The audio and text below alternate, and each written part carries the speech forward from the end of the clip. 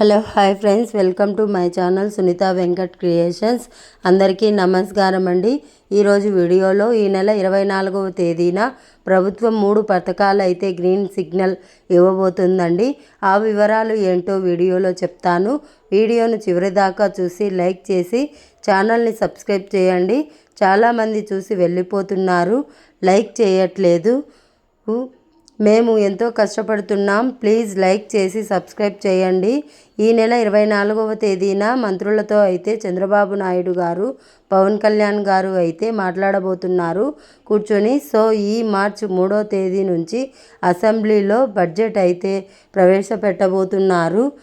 అయితే ఎమ్మెల్యేలు ఎక్కడికి వెళ్ళినా కూడా, అంటే తెలుగుదేశం జనసేన ఎమ్మెల్యేలు ఊర్లో నియోజకవర్గాల్లో ఏదైనా కార్యక్రమాలకు వెళ్ళినా, ఫంక్షన్లకు వెళ్ళినా ప్రజలందరూ కూడా వెంటబడి మరీ అడుగుతున్నారంట, మీరు ప్రభుత్వం వచ్చి 8 నెలలు అవుతుంది, ఏ పథకాల్ని కూడా అమలు చేయట్లేదు, మేమైతే అసంతృప్తిగా ఉన్నాం, మీరు పథకాలు ఇస్తారని చెప్పి మీకు ఓటు వేయడం జరిగింది, సో మాకు పథకాలు అయితే అమలు చేయట్లేదు అని చెప్పడంతో ఎమ్మెల్యేలు అందరూ, ఎవరైతే మంత్రులు ఉన్నారో వారు చంద్రబాబు నాయుడు గారికి, పవన్ కళ్యాణ్ గారికి విజ్ఞప్తి చేయడం జరిగింది.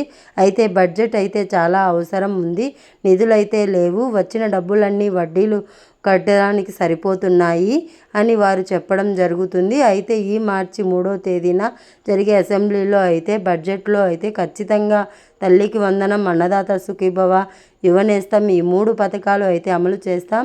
దీనితో పాటు ఉచిత బస్సు కూడా అమలు చేస్తాం. సూపర్ 6 హామీలకు అయితే మేము ఏది ఏమైనా సరే డబ్బులు ఎలాగోలా సమకూర్చుకొని అమలు చేయడం జరుగుతుంది.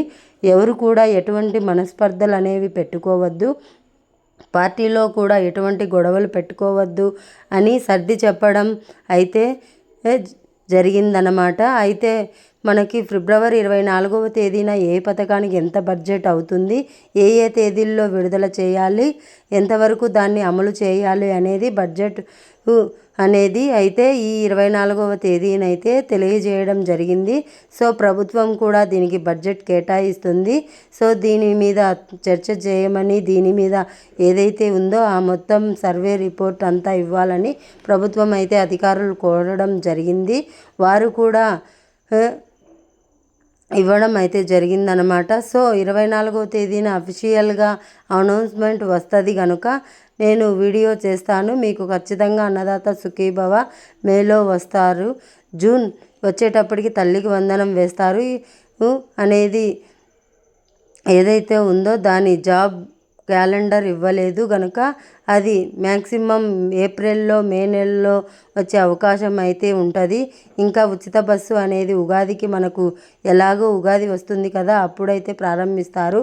6 పథకాల్లో కనీసం 4 పథకాలు ఈ సంవత్సరం, మళ్ళా వచ్చే సంవత్సరం 2 పథకాలు అమలు చేసే అవకాశం ఉంటుంది. ఆల్రెడీ ఉచిత గ్యాస్ వస్తుంది కనుక, సో ఎవరైతే పూర్తి రీచ్ పథకం ఉందో అది మ్యాక్సిమం తర్వాత ఉంటుంది. ఇప్పుడు ఇళ్లకు నిర్మాణం పథకం, అలాగే కుట్టు మిషన్లు, ఇలాంటి చిన్న చిన్నవన్నీ చేస్తున్నారు. బడ్జెట్ తక్కువ కనుక చూద్దాం.